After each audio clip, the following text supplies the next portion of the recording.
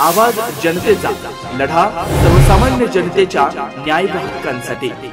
जलव्यवस्थापन कृती पंधरवडा अंतर्गत राज्यभरात कालवा स्वच्छता अभियान राबवण्यात येऊन कालव्यांची स्वच्छता आणि दुरुस्ती करण्यात आली।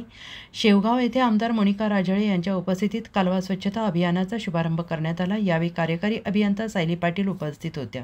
अमरापूर शाखेअंतर्गत अंतिम वितरिकेवरील मायनर 2, 3, 4 ची मुळा पाटबंधारे विभाग आणि समृद्धी फाउंडेशनच्या संयुक्त विद्यमाने स्वच्छता आणि दुरुस्ती करण्यात आली। मुळा उजवा कालव्यावरील कालवा क्रमांक 1 वरील वितरिका क्रमांक 5 येथे संत सावता पाणी वापर संस्था गोंडेगाव या संस्थेचे सदस्य चंद्रकांत आसाराम वाघुले यांच्या हस्ते उपस्थितीत स्वच्छता आणि दुरुस्ती अभियान राबवण्यात आले।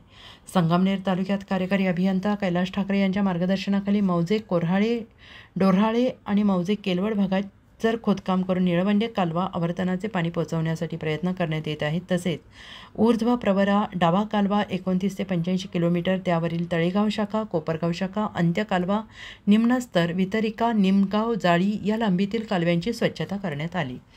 यांत्रिकी विभाग अहिल्यानगर यांच्यामार्फत 50हून अधिक संयंत्राद्वारे प्रवरा, मुळा, आढळा, भुजापूर, सीना, कुकडी कालव्यासह जिल्ह्यातील सर्व कालव्यांची स्वच्छता या अभियानातून करण्यात आली।